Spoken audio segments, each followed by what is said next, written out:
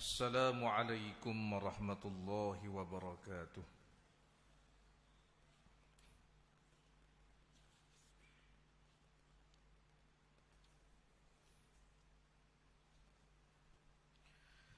Bismillahirrahmanirrahim. Alhamdulillahi rabbil alamin. Wassalatu wassalamu ala ashrafil anbiya'i wal mursalin Sayyidina Muhammad wa ala alihi wa sahbihi ajma'in. Subhanaka la ilma lana illa ma 'allamtana innaka antal alimul hakim. Wa la hawla wa la quwwata illa billahil 'aliyyil 'azim. Yang kita muliakan tuan pengerusi, tuan-tuan imam, tuan-tuan Bilal, ahli jawatan kuasa masjid Kampung Gong Tok Nasi, tuan-tuan guru, para alim ulama, para asatizah, seterusnya seluruh muslimin muslimat, hadirin hadirat yang menjadi tetamu Allah Subhanahu wa ta'ala. Sama-samalah kita panjatkan syukur ke hadratillah Subhanahu wa ta'ala kerana dengan limpah kurnia daripada Allah diizinkan kita pada malam ini dapat bertemu di dalam majlis ilmu. Kita harapkan pertemuan kita mengundang rahmat dari sisi Allah,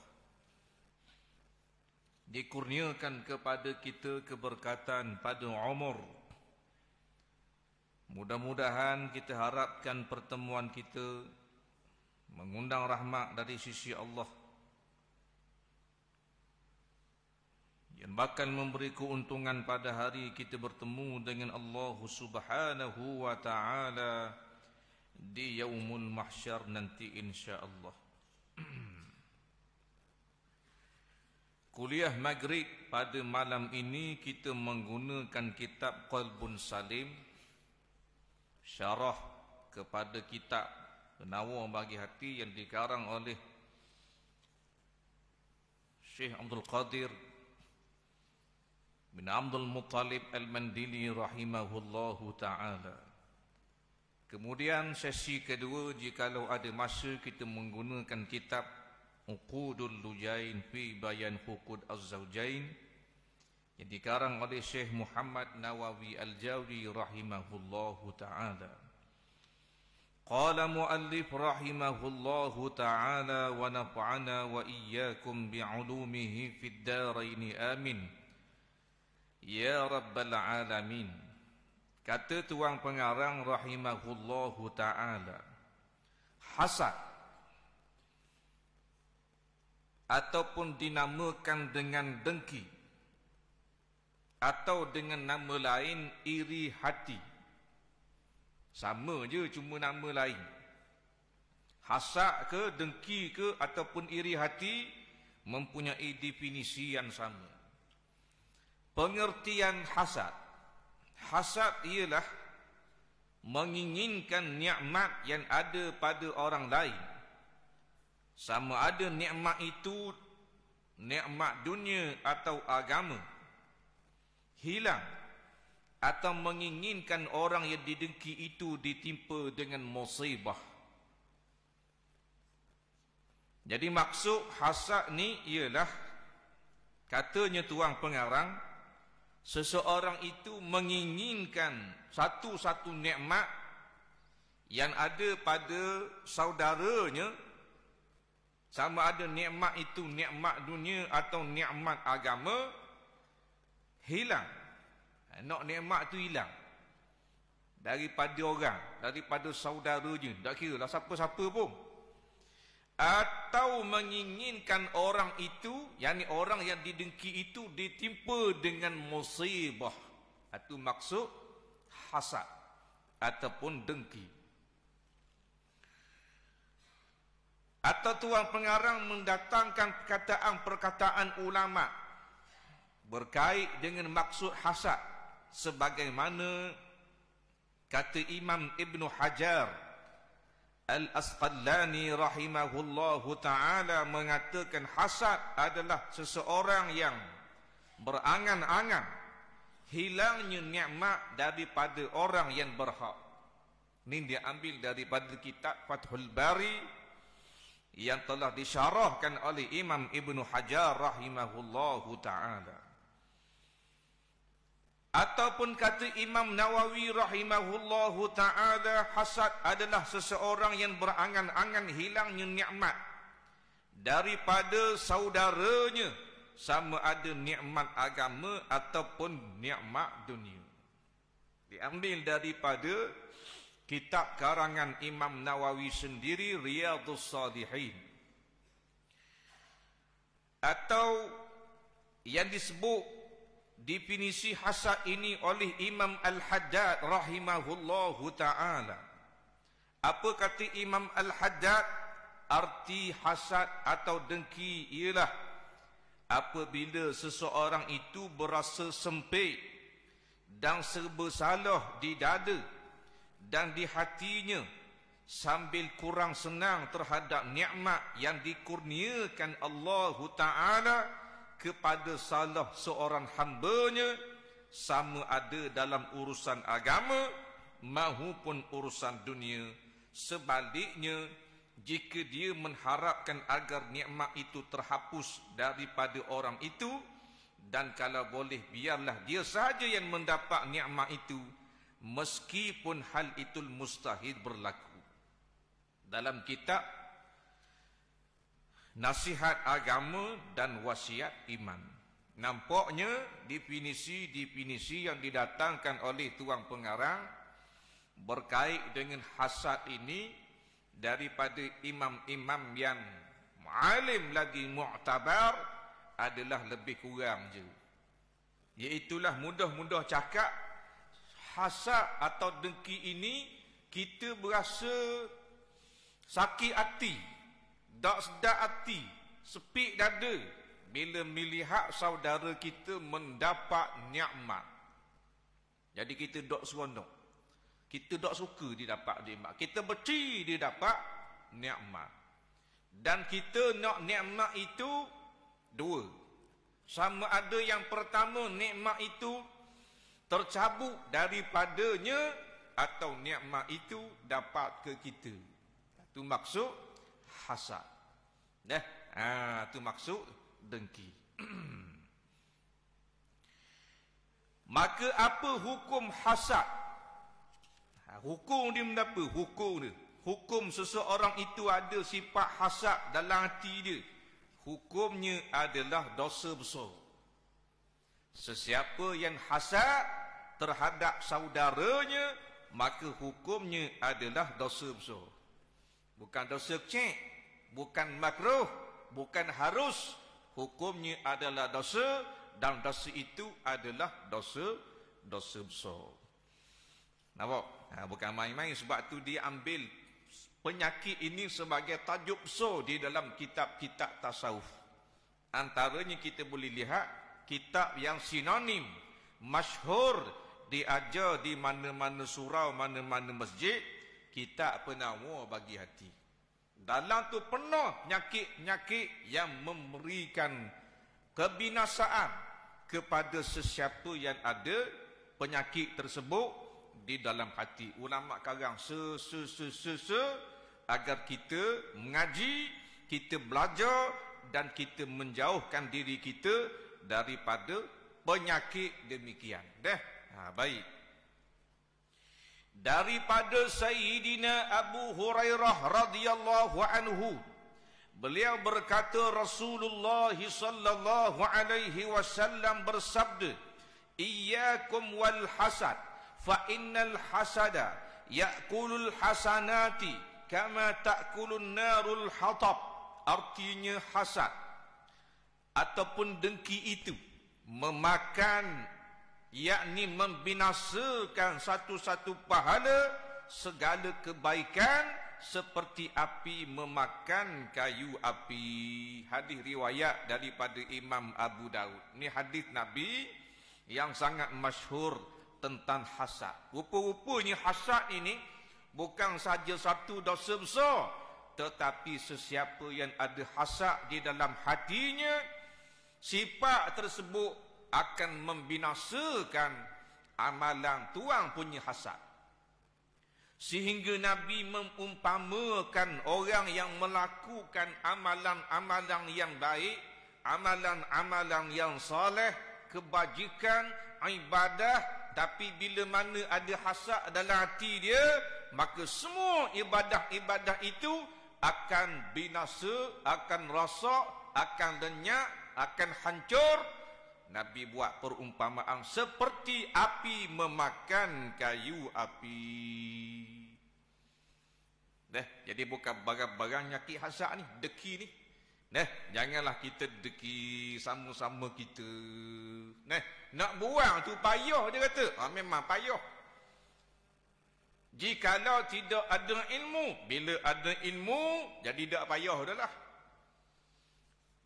Aku tak faham mana kalau kita musafir, kita musafir, kita tolak daripada gong untuk nasik ni. Lepas tu kita nak pergi Kuantan, kita nak pergi Kemamang, kita nak pergi Kuala Lumpur. Nampak? Dan masa mana kita boleh jamak kosong? Ni tak faham. Boleh ke tak kita nak jamak kosong rumah? Kita nak sembahyang lalu. Orang bang tu kita sembahyang lalu, kita jamak siap-siap. Boleh ke tak? Padahal benda ni sangat-sangat mudah jika orang mengaji. Dan kadang-kadang mengaji dah, tapi dah ingat. Nampak? Jadi dia ingat. Kita nak pergi Kuala Lumpur Ustaz 10 hari. Siapa Kuala Lumpur tu kita boleh jamak kosong tak pergi. Benda ni kalau orang ngaji sama dah, dia tahu dah lah.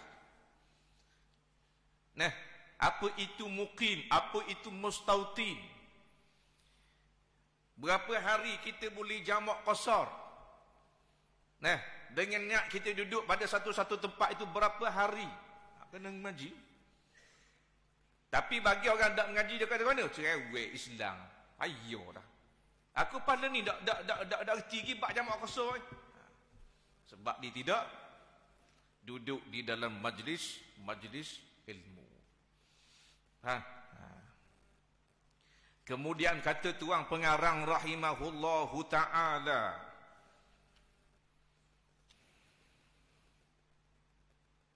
berkata para hukama, yakni orang-orang yang bijak pandai, orang yang hasad, sebenarnya menentang Rabbnya dalam 5 perkara.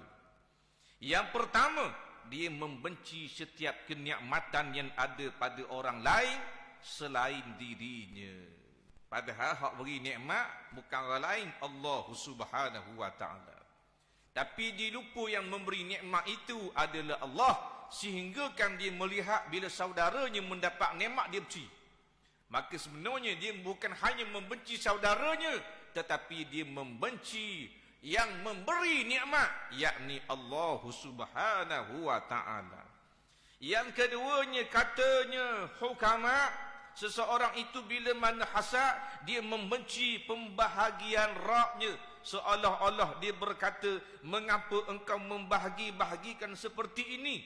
Seolah-olah gitu.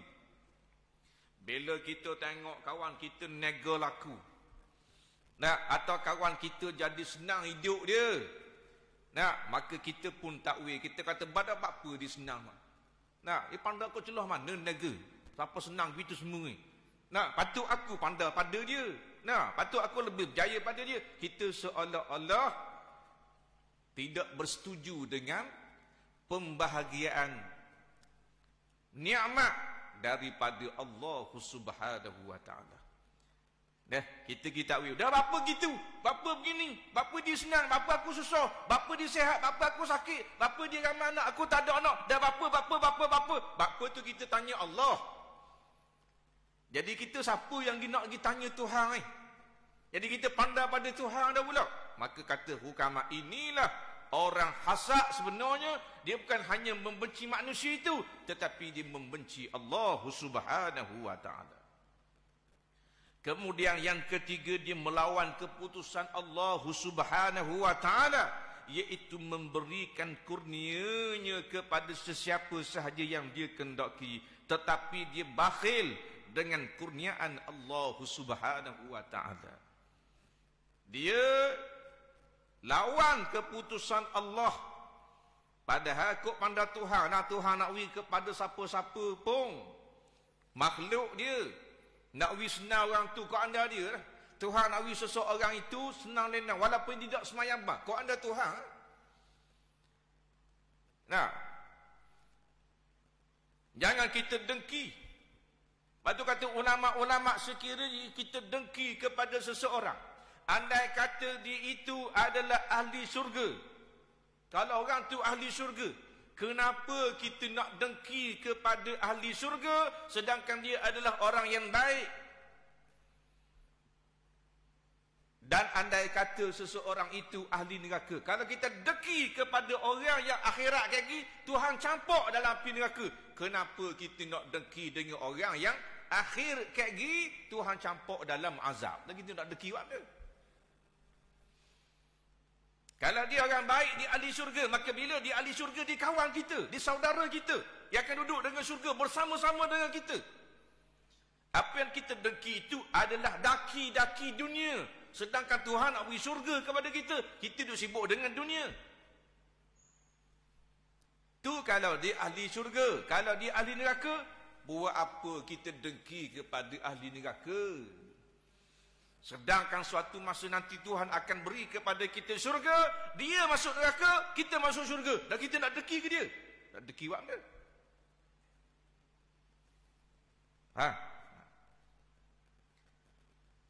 Maka yang seterusnya katanya hukama, dia menolong musuh Allah, iaitulah iblis laknatullah. Seseorang itu bila mana dia dengki, sebenarnya dia telah menolong akan musuh Allah Subhanahu wa taala. Syaitanlah yang nak kita ada sifat dengki dalam hati kita.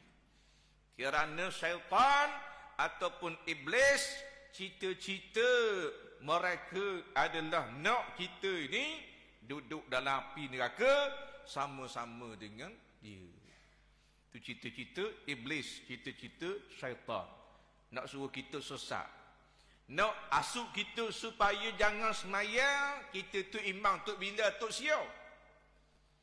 Memang kita semayang punya. Nak asuk kita supaya jangan keluar zakat, jangan puasa Ramadan, kita tok leban. Kita ahli masjid. Lepas tu nak hasut nak buat ke mana? Biar rosak ibadat dia ni. Pasal kuat sangat buat ibadat. Antaranya biar ada sifat hasad, sifat dengki di dalam hati kita, agar semua ibadat-ibadat yang kita buat selama ni jadi punah, jadi rosak, jadi hancur, haba'an mansura, jadi debu-debu yang berterbangan. Yang menatijahkan last sekali kita akan masuk ke dalam neraka Allah Subhanahu wa taala. Nah, ini adalah satu penyakit yang sangat-sangat berbahaya, yang menyebabkan seseorang itu boleh muflis pada hari akhirat hanya semata-mata dengan sifat dengki. Dan kita boleh katakan sifat dengki ini adalah sifat yang ramai mengidap penyakit demikian. Hak pesen jerang sama-sama dengki, sama-sama jerang. Hak sama-sama nega deki, sama-sama nega. Hak sama-sama duduk hidup jabat, sama-sama dia deki. Hak ni sama-sama kawan-kawan deki juga. Hak ni sama-sama adik-beradik deki juga. Allahu Rabbi. Masing-masing tak ambuh. Orang lain senang. Kalau boleh nak dia seko je senang. Tu dengki. Nak dia je senang, nak dia kalau nega laku. Orang lain jangan wi laku. Tu deki tu. Lepas tu bila tengok kawan dia nega laku, dia pun sakit hati. Dia tengok daripada jauh, natang tu. Laku molek natang ni nega. Jadi lain macam. Kalau orang yang tidak ada sifat dengki dalam hati dia, bila dia tengok kawan dia, saudara dia, jirang dia, kenalang dia, nega laku, dia akan kata mana? Alhamdulillah, rezeki dia Tuhan beri. Aku nak jumpa dia sekali, nak tanya amalan benda hak dia buat, siapa apa laku gitu semua kedai dia. Itu lain. Orang yang ada hatinya itu murni, tak ada sifat dengki. Orang deki dia sakit hati. Kalau kedai tak laku tak apa. Kedai tak laku senyum, tak apa-apa. Mana hari ni niaga?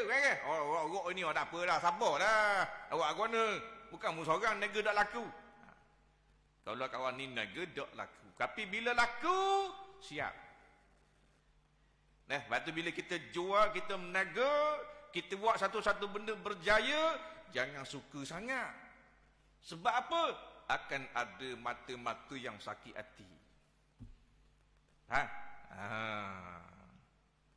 Kita nikah umpamanya, jangan kita sibuk nak menzahirkan, nak tunjuk ke orang, nak public kebahagiaan rumah tangga kita. Ni kerja bodoh dia panggil. Tak so sibuk nak tunjuk ke orang. Dah kita bahagia ni dengan suami kita ni ustaz. Bahagia kita dua orang sudah dah. Kita simpan, jangan cerita ke orang. Ni semua benda kita nak tunjuk ke orang. Bukan semua orang baik belaka. Dan bukan semua orang kenal dengan cara kebahagiaan yang kita dapat dah. Walaupun kawan-kawan kita. Walaupun hari-hari kita nikah tu dia hadir. Dia mengucapkan tahniah. Tetapi ingat. Bila kita tunjuk, kita public, kita khabar orang kita dengan suami kita ni. Sangat-sangat bahagia. Mata-mata yang jahat. Hati-hati yang jahat. Akan melakukan sesuatu. Agar rumah tangga kita akan jadi runtuh. Kita dah nampak benda ni. Kita dah nampak, benda ni aku nak tunjuk lagi dalam Facebook lagi. Jangan puji ramai-ramai. Bukan semua orang puji bodoh. Akan ada orang sakit hati. Walaupun zahirnya dia puji, tapi dia simpan kat dalam. Kadang-kadang terkena satu-satu penyakit yang disebut oleh Nabi. Penyakit Ain. Break tu bi anak tunjuk juga ke orang anak. Tunjuk ke orang anak comel begitu bina apa puji lawanya, comelnya, kiuknya. Tunjuk semua anak hari-hari. Tiba-tiba anak kena satu penyakit yang pelik. Jumpa dengan doktor kata tak tahu sakit benda pun tak tahu. Jumpa dengan Tok Bama pening kepala, rupa-rupa kena Ain. Sebab apa kena Ain? Sebab ada mata-mata, hati-hati yang sakit hati melihat apa yang kita zahirkan. Kebanyakannya berupa nikmat. Sama ada nikmat suami atau isteri atau nikmat anak. Jangan tunjuk ke orang sangat. Kita nak sibuk tunjuk orang tak suruh puji. Macam musaka ada anak. Tak suruh tunjuk. Jangan duk sibuk ambil gambar sangat. Nak ambil gambar boleh, nak ambil video boleh, tapi untuk simpanan kita. Bukan untuk dipertontonkan kepada seluruh dunia tentang kehidupan kita. Ini badi. Biasa penyakit gini adalah penyakit yang terkena pada perempuan-perempuan. Penyakit gini orang puan ramai.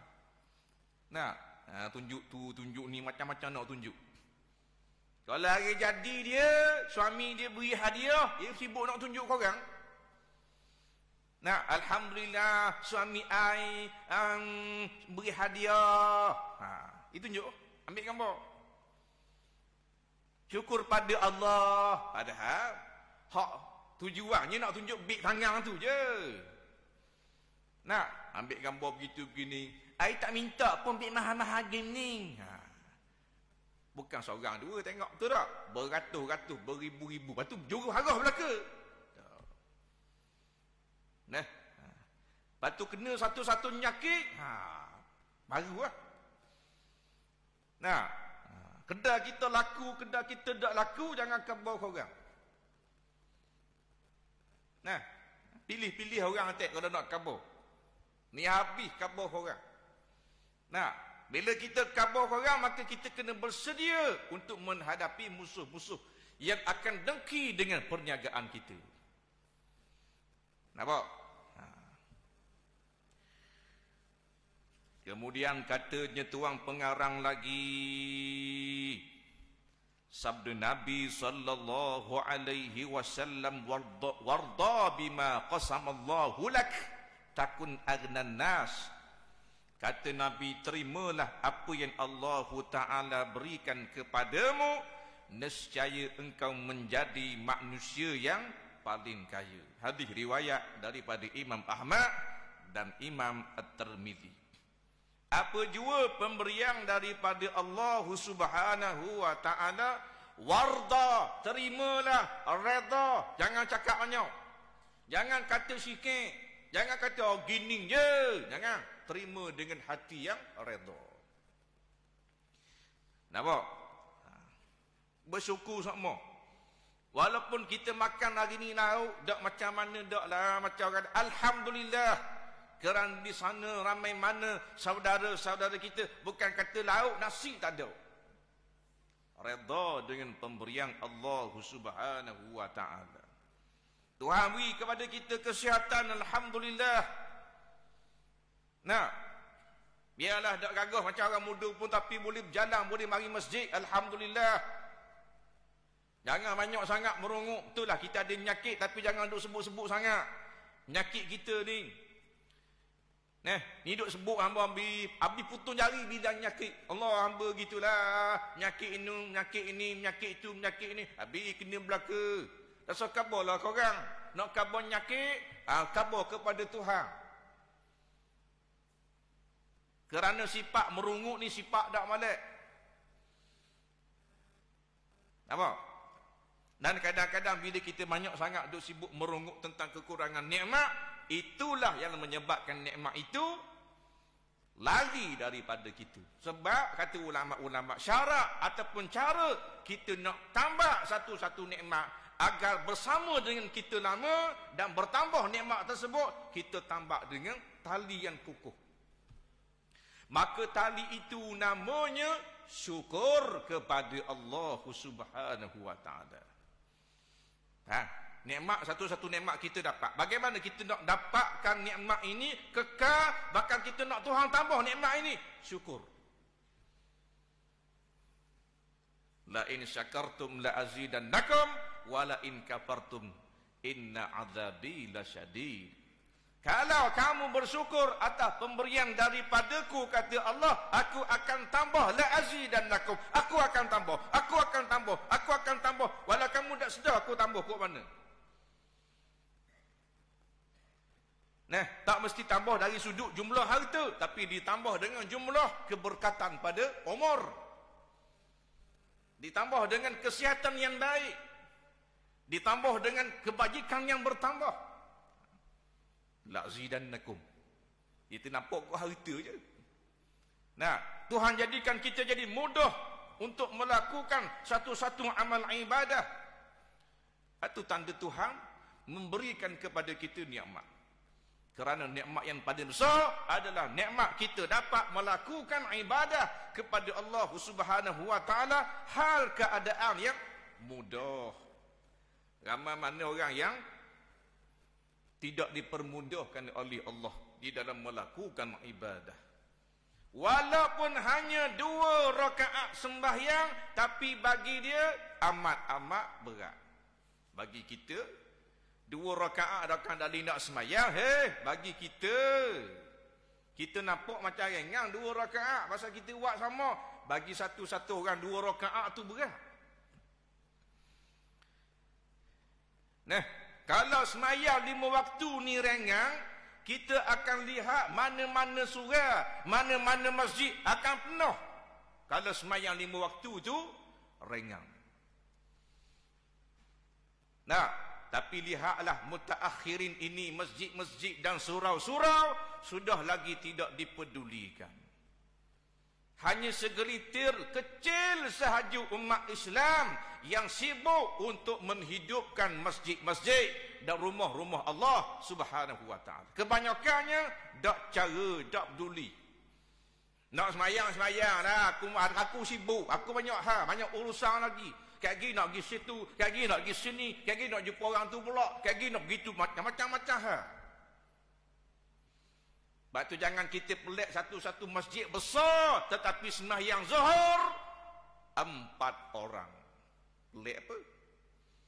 Besar masjid tapi sembahyang subuh 2 orang. Pelik apa? Mayang so 2-3 orang, mayang gari 5-6 orang. Kuliah maghrib dak siapa 7 orang kuliah maghrib. Nah, ustaz ngajar siapa nak coh nak tekau. 7 orang. 3 pula tidur. Nah, tinggal 4 diri. Nah, gitulah nak buat mana masyarakat. Nah, pasal puasa boleh 2-3 orang. Ni molek. Tu imam bang, tu imam jadi imam, tu imam lah makmum. Tu imam belaka. Dah berapa kampung tu ada seorang je? Dah kampung tu ada 600, 800 orang ustaz. Dah tu mana? Kerana masyarakat kebanyakannya tidak mempedulikan urusannya dengan Allah Subhanahu wa taala. Mereka mementingkan urusan mereka dengan dunia.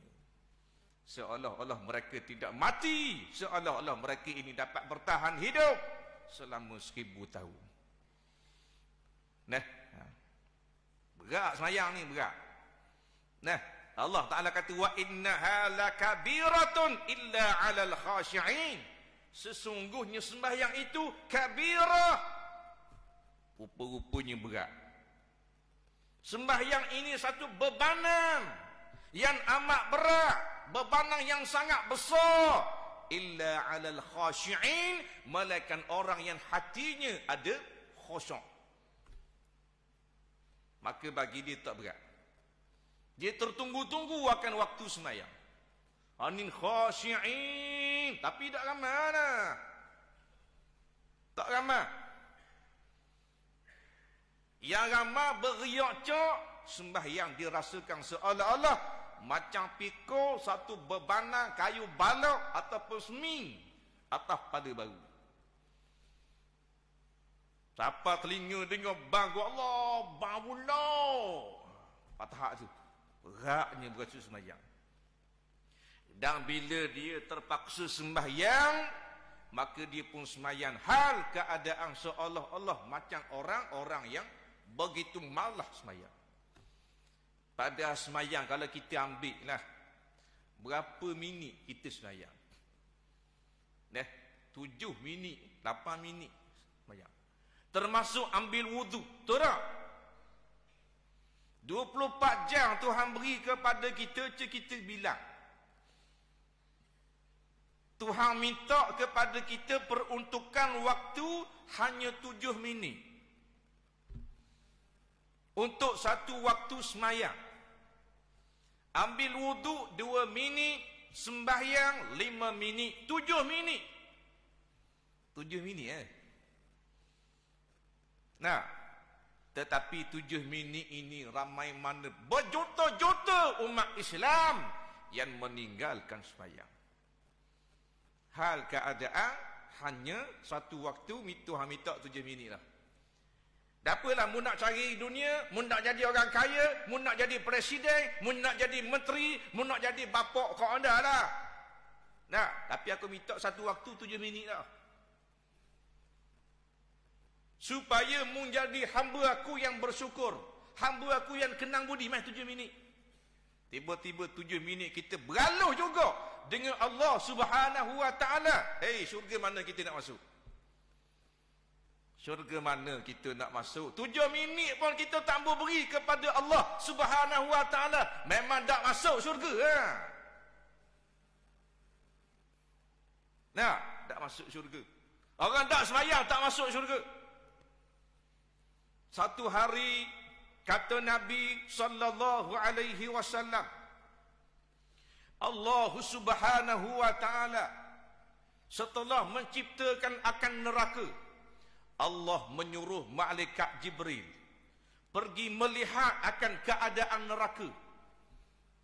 Nah, bagaimana keadaan di luarnya, bagaimana keadaan di dalamnya, bagaimana bentuk-bentuk siksaan yang ada di dalam neraka tersebut. Jibril pun pergi tengok atas perintah daripada Allah Subhanahu wa taala.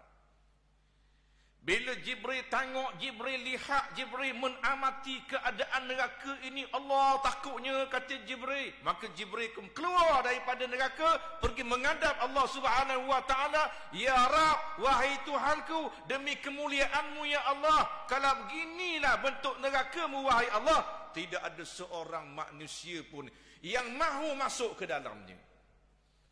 Sebab terlalu ngeri, terlalu azab, terlalu hebat seksaan-seksaan yang menanti di dalam. Lalu Allah Subhanahu wa taala melingkungi neraka tersebut dengan perkara-perkara yang disukai oleh hawa nafsu. Nah, neraka Allah likung dengan, Allah pagar dengan perkara-perkara yang nafsu suka, yang hawa nafsu nak benda tu. Apa yang hawa nafsu nak? Hawa nafsu nak berseronok, hawa nafsu nak berhibur, hawa nafsu nak zina, hawa nafsu nak liwat, hawa nafsu nak mencuri, minum arak, berjudi, buat zalim, makan haram. Tu hawa nafsu nak. Maka katanya Allah Subhanahu wa taala, wahai Jibril, mungkin tengok kali kedua. Lalu Jibril pergi melihat keadaan neraka yang dilingkari dengan perkara-perkara yang disukai oleh hawa nafsu. Maka Jibril pun menghadap Allah kali kedua. Apa kata Jibril? Ya Allah, ya Tuhanku, kalau pesing ni lah neraka dilingkungi dengan perkara-perkara yang disukai oleh hawa nafsu, nescaya aku rasa tidak ada seorang pun manusia yang dapat selamat daripada neraka tersebut. Tak ada orang boleh selamat. Melainkan semua pakat masuk dalam neraka-neraka.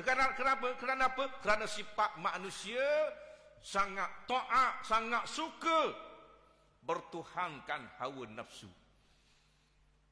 Kata Jibril alaihi salam. Maka termasuk orang yang bertuhankan hawa nafsu adalah orang yang tidak mahu tunduk kepada Allah Subhanahu wa taala. Jaga baik-baik. Nah, kadang-kadang kita rasa kita macam kekemah dah. Nah, kita mayang tak ada bini kita. Bini kita nak bubuh di mana? Nampak? Bini kita semayang ke tak? Bini kita masa ni buat benda kan? Buat benda kan? Oh, sama-sama dia tengok TV amak tak? Ada amak dia raja lawa, drama tu, drama ni, dah padang. Dapat syurga. Bagaimana keadaan isteri kita bila keluar daripada rumah? Bagaimana pakaian-pakaian mereka? Adakah menepati syarak? Kita siap dengan jubah dengan apa dah? Nak tekak ni kata sebeh dah kita. Celah ni kayu sugi. Kita berasa macam kita hebat dah. Dah kita insya-Allah Ustaz kalau mati masuk syurga insya-Allah insya-Allah. Anak-anak kita. Masa ni duduk di mana anak kita ni? Habis bertebarang ni, patah batu buruk, kedas tu, kedas ni, macam-macam kedai kopi. Dah semayang kedai anak kita tau. Anak kita laki-laki, anak kita perempuan semayang lagi masa ni. Allahu Rabbi. Nah, tak ada arah. Nah, tak ada arah. Maka kata tuan pengarang rahimahullahu ta'ala, didatangkan pula satu kisah pada zaman Nabi sallallahu alaihi wasallam tentang orang yang dijamin syurga oleh Allah Subhanahu wa taala. Sayyidina Anas bin Malik radhiyallahu an berkata, ketika kami sedang duduk bersama-sama dengan Nabi sallallahu alaihi wasallam, tiba-tiba baginda berkata, sekejap lagi akan muncul seorang laki-laki penduduk syurga. Kata Anas bin Malik, masa kami duduk ramai-ramai, congok-congok dengan Nabi, maka Nabi kata, mu nak tahu tak lagi, sekejap lagi akan lalu seorang penduduk syurga Allah. Mu nak tengok ke tak? Nah, sahabat kata nak tengok. Tidak lama kemudian muncullah seorang laki-laki dari golongan Ansar. Dalam keadaan janggutnya kelihatan basah disebabkan air wudu. Tangan kirinya membawa selipar. Orang Ansar. Kemudian keesokan harinya Rasulullah sallallahu alaihi wasallam menyebutkan perkara yang sama. Sehinggalah hari yang ketiga. Hari pertama Nabi kata kepada Anas bin Malik dan sahabat-sahabat, "Mu nak tahu tak, sekejap lagi akan lalu seorang laki-laki dan laki-laki itu adalah penduduk syurga Allah Subhanahu wa taala." Orang hebat. Kemudian tak lama lalulah seorang laki-laki, sahabat pun kenal dia. Esok Nabi berkata dengan yang sama juga, "Kaki, mari pula seorang penduduk syurga." Mu nak tengok ataupun tak mau tengok. Kita berhenti kejap deh. Kita beri laluan kepada azan.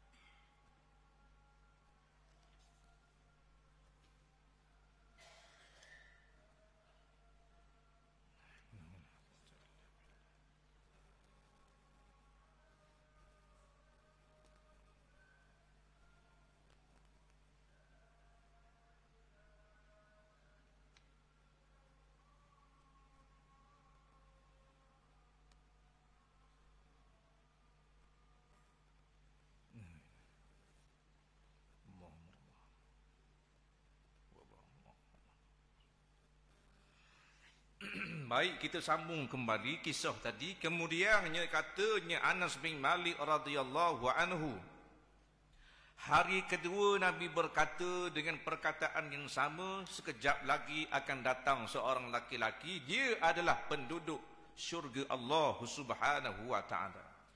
Kemudian lalulah laki-laki yang sama. Hari yang ketiga pun sama juga.